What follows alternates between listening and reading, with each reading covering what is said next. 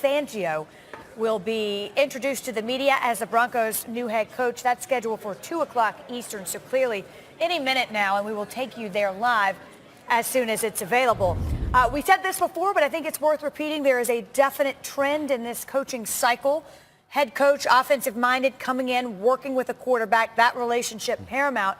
The Broncos do it a little bit differently, Ted, and opt for a proven commodity, a veteran defensive mind. Yeah, defensive mind that they know they have some outstanding defensive players. I mean, that can get to the quarterback in Von Miller and Bradley Chubb over there. A lot of great players. Chris Harris Jr. is still there. Yeah. Fangio has some tools to work with there. They went with experience. They went with leadership. They pair him with Gary Kubiak, and you've got two guys there that have the experience, the leadership. Everyone can look to in team meetings and say, these guys know what they're doing. And that's the thing. When teams hire offensive coordinators, they can leave at any point. So when you get a defensive coach, you have to bring in that offensive coordinator to work with that quarterback. The OC can leave. Here, Gary Kubiak doesn't want to be a head coach again. So you get the stability of Vic Fangio and the stability of Gary Kubiak. You marry them together, and here's your brain trust with no threat of losing anybody. They're in place as long as you want to keep them there. That's big because you're not dealing with egos. You're not, and Kubiak, like you said, Kubiak knows his role, what he wants to do, and he gets to work with Case Keenum in a one-on-one situation, which is going to be helpful if Case Keenum's there or whoever they're going to find at the quarterback position. But I think Vic Fangio is a great hire because, like you said, the talent that they have on this football field, the reason they won that Super Bowl was based off of those guys out on that defensive side of the ball. Vic Fangio can lead this group back to that kind of capability. I think it's interesting that it's Denver that bucks the trend because they are a team who's been there, done that with defense. John Elway knows it can be done that way and is clearly comfortable trying to do it that way again, Teddy.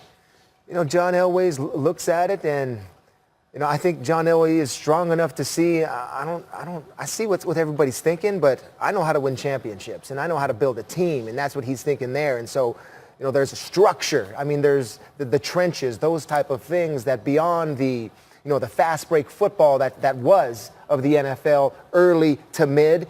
You see how even towards the end, these defenses are starting to have to be accounted for, and they're making the plays. Even though a couple of great defense got eliminated last week in the playoffs, these score totals have been lower dramatically. Past Thanksgiving, in December, he wants to build a team. He's got the right man to do it. And that he, of course, being John Elway, and he is now speaking in Denver, set to introduce his new head coach. Head coach of the Denver Broncos. I'd like to say thank you. We interviewed 4 other tremendous candidates who all did a tremendous job, and I want to thank them for the time and all the time that they spent with us, and they all did a tremendous job, and at some point in time, they'll all be head coaches in this league, I'm sure, and so I want to thank them very much. I'd like to say, I know the game in the NFL is changing, but I believe the things that still are about what football is all about, to me, is what Vic Fangio is all about. And what is that? I believe that football is still built from the ground up. And I think Vic is built from the ground up. Now, what do I mean by that? Discipline, accountability. He holds his team to high standards, emphasis on teaching, technique, fundamentals, blocking, tackling. Those are all the basis of what the NFL is still about, even though the game's changing. And the thing is, when we had a chance to sit down with Vic, all those things I just talked about were his emphasis, and how he teaches his team and how he gets his team going in the right direction. And it starts from the ground up. Not only that, then you get to the board, and you have the X's and O on the board, and there's a lot of tremendous coaches that are great at X's and O's. But Vic's background on the defensive side is unmatched, and the success that he's had on the defensive side is unmatched. And so we're thrilled. I'm thrilled that Vic is our next head coach. I believe he is exactly what we needed when it comes down to the things I've talked about, when it talks about the attention to detail. And the one thing, and I'm sure you'll all hear it many, many times from here on out, and the one thing that stuck out for me in his interview was he talked about death by inches. And that has always stood out, and it will always stand up, and I'm sure you're going to hear him say it many times. But death by inches is when you keep taking an inch, and you keep taking an inch, and you keep taking an inch. Those inches add up. And when those inches add up, you're in a losing program. And he says, I promise you, we will not kill ourselves by inches. And I thought that was the best thing that he had said in the interview. And so, as I said, I'm thrilled that Vic chose us. and we chose Vic. And I'm glad to introduce our 17th head coach of the Denver Broncos to you, Vic Fangio.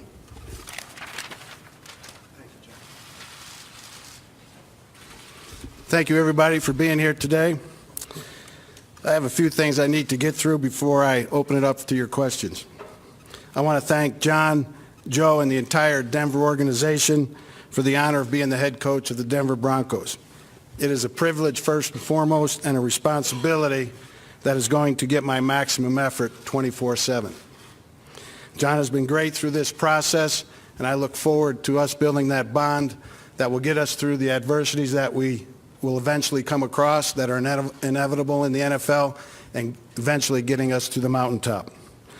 I also want to thank Pat Bowlen and his entire family for making the Broncos one of the flagship franchises in this league.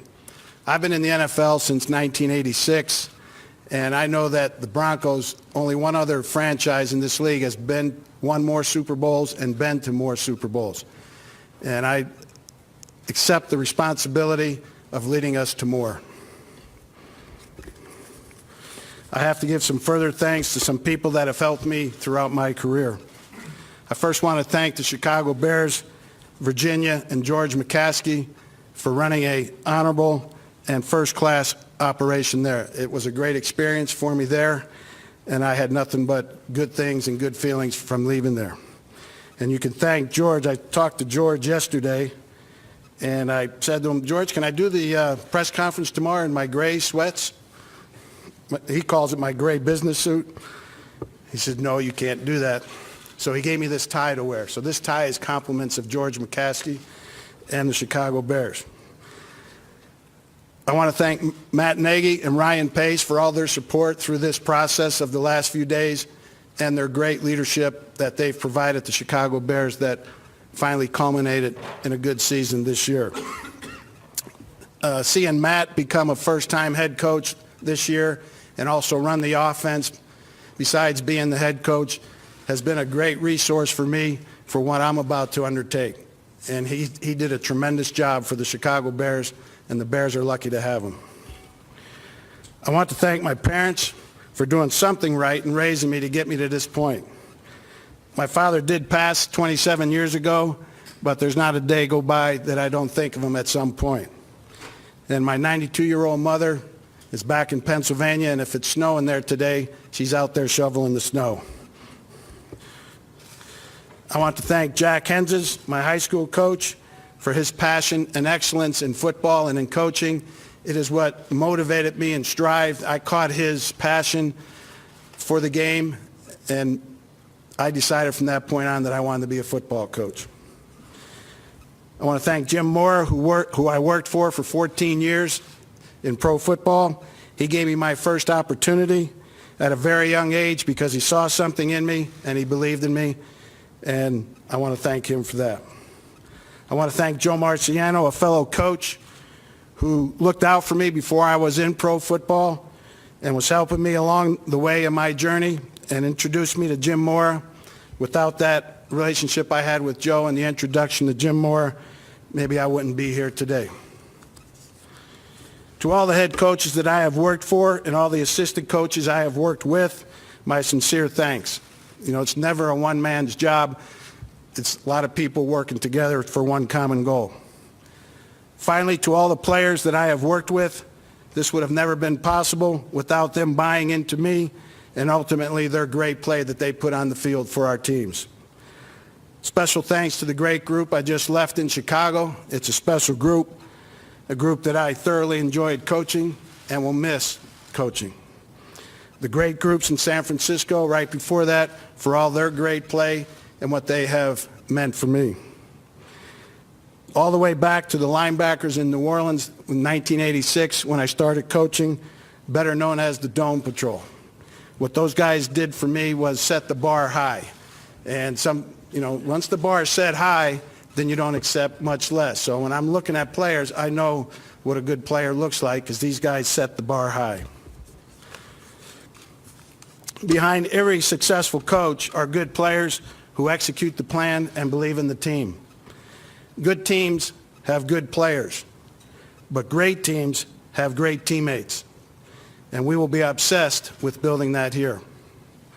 One of the coolest things that's happened for me over the last week or so, up until accepting this job here, is the amount of texts and calls that I have received from former players I have been with all the way back to 1986 to the current players with the Bears. Great relationships last a lifetime, and I'm looking forward to building some of those here moving forward with the Broncos. Rather than me pontificating up here, I would like to open it up to your guys' questions. Vic, what was the most enticing thing about this job and this opportunity? And secondly, what is your plan at quarterback? Well, it's hard to pick out one thing that was most enticing, so I'll name a few. One, the tradition of this franchise, which I mentioned. You know, Pat Bowlen and his family and the work that he put in through uplifting this franchise to the level it's at, you know, is unmatched in the NFL. And it's always been looked upon that way, me from the other people in the NFL. So to join this organization, the great fan base they have a record number of sellouts in all of sports, something along those lines, and the tradition. And those are some of the things that attracted me to this job. And your second question was? What's your plan at quarterback? Well, right now, Case Keenum is our quarterback. And I've had the good fortune or misfortune, since I'm standing here, good fortune, of seeing him at the best in his career when he played for Minnesota last year, being in our division at the time. So I know what he's capable of, and we're going to try and get that out of him. Vic, what makes you ready now? You've been successful for 3 decades, but you hadn't interviewed for a while. What makes this right? Why are you ready? And was it because you weren't a self-promoter? Maybe you weren't in this position years ago? Well, there's a long answer to that, but basically I've always felt I've never fit the match of the profile of what certain teams were looking for. Or, you know, I was with teams that weren't succeeding at that time. Fortunately, I matched the profile of what John was looking for, and we formed a good marriage.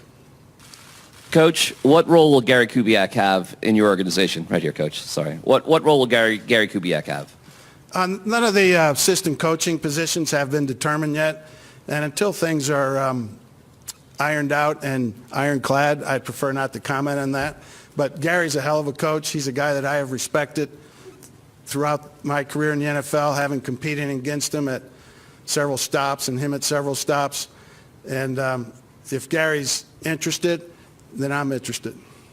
Vic, the view and the responsibilities are always different when you move into the bigger office. I'm guessing through the years you've envisioned what type of head coach you will be. Can you share with us the description of Vic Fangio, head coach? Well, I mean, you guys will be here daily with us once we get back on the field, and you'll be able to figure that out yourself. But we're not going to cut any corners. Okay, I'm a fundamental coach. I think the game of the NFL, everybody thinks has changed, and it's a high-scoring league, et cetera, et cetera, et cetera. But fundamentals is still what wins in this league. And I'm going to stress those. We're not going to cut any corners. There will be no death by inches. We're going to stress fundamentals. Hey, Vic. End of the game Sunday, about 12 hours later, you have the interview with the Broncos. How big of a challenge was it to reset and get ready for that interview? Well, you know, obviously there's the disappointment and the sudden end of the season and the shock of the game. Those emotions you have to get through. Once the game was over, I went back to my office after a few hours of mourning and put together something to present to John and his guys. And it was easy for me because I didn't have to make a fancy presentation. I just took the stuff that I use daily and yearly. So I didn't have to work too hard to do that. But it's been a whirlwind, but it's had a happy ending. Coach, how would you determine success in your first year here with the Broncos? my determination of success, ultimately, everybody will look to the win-loss record. But it's my goal and purpose to make every individual player improve and get better. If we do that within his position group, that position group will be better. If we do that, that side of the ball, whether it be offense, special teams, or defense, will be better. And ultimately, we'll have a better team, which will lead to a better record. Okay? So you got to start from the ground up. Okay? So we're trying to get better every day. Vic, when John looked at you and said, what are your plans on offense, for example, what did you say? Or what constitutes your philosophy on offense? Well, we talked about an offensive philosophy, and I believe in balance. But balance immediately comes to your mind, run, pass. There's other things that need to be balanced in offensive play. Do you throw it short, intermediate, deep? Do you run it inside, outside, have deceptives? Do you run gap schemes, zone schemes? Are you play action, movement passing game? So when I say balance, I'm not necessarily talking about how many runs, how many passes. You need to have balance within your passing game and in your running game. Okay? I know that from having to defend it. So that's what we're looking to do. Coach, right here. Congratulations on becoming the head coach, first and foremost. In your coaching experience, what are keys to developing young talent?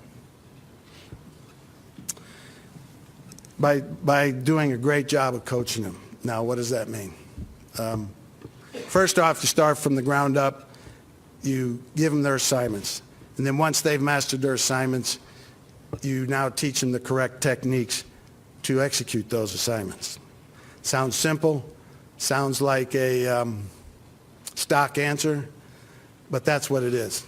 If you do a great job of coaching them, and the players will realize that, they will buy in, and they will execute for you to the maximum of their abilities. Yeah, Coach, your defense went to another level when you got Khalil Mack and Roquan Smith.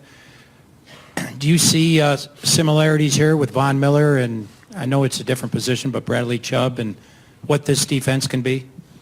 Well, obviously we have, starting off, two good players on the outside. You know, Von Miller can be one of the rare players in this league, much like Khalil is. And I'm looking forward to working with both of them. Bradley's a guy that we had high grades on also in Chicago last year, and I'm aware that he had a good season this year. That's my position of expertise when I'm coaching a position, and those guys are going to get coached by their position coach, but they're going to get a little extra from me too, and we're going to try and take them both to bigger and better levels. And I think Von Miller can play even better than he's played in his career. Vic, what's your 92-year-old mother's name, and does she let you wear your gray sweats to the dinner table at her house? Her name is Alice. Yeah, once you hit a certain age, I've kind of, when I go back to visit her, her iron hand, she's lost her iron hand over me. But she's still very active, walks everywhere, very active, very sharp, and she's going to outlive a bunch of us in this room. What's that? Absolutely. Since my father has passed. He might have whacked me if I did.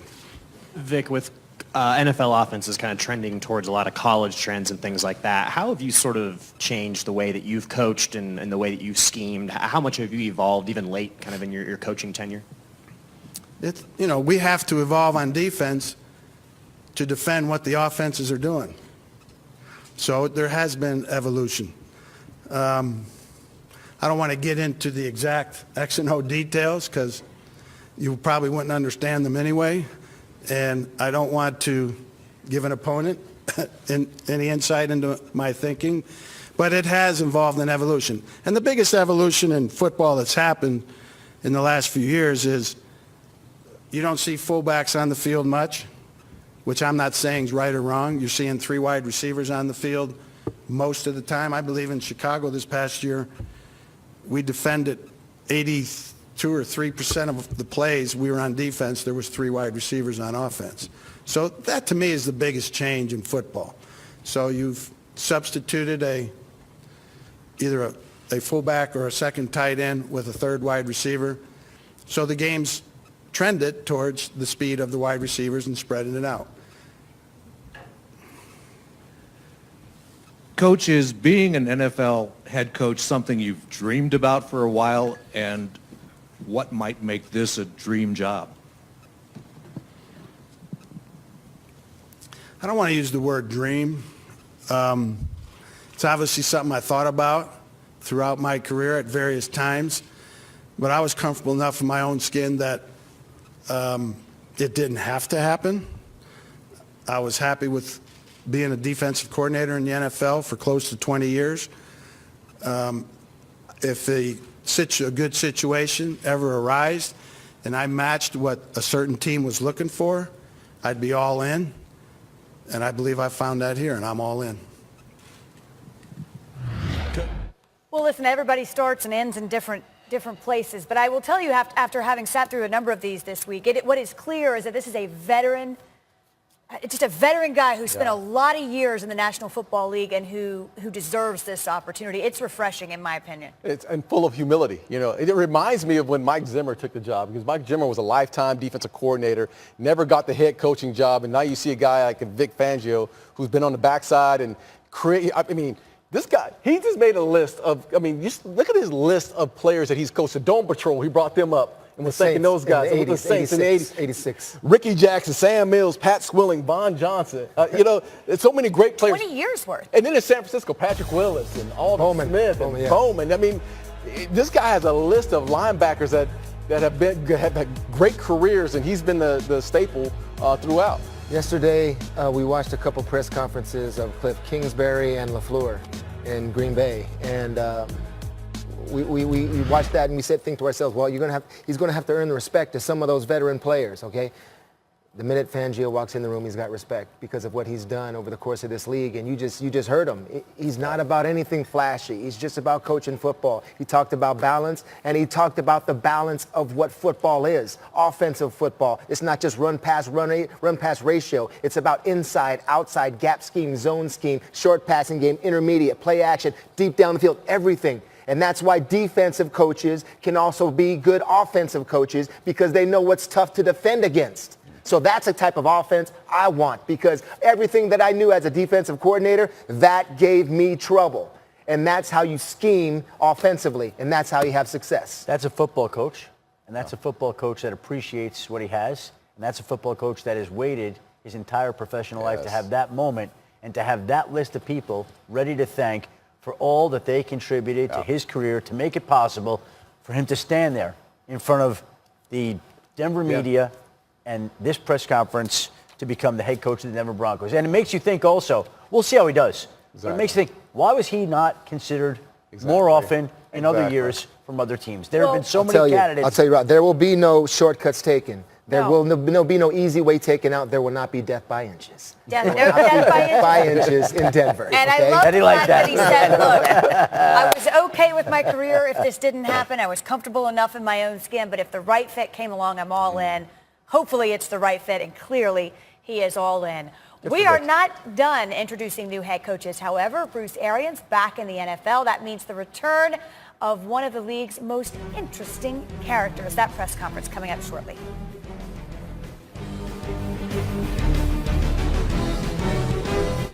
There's something for everyone at Golden Corral, but nothing beats their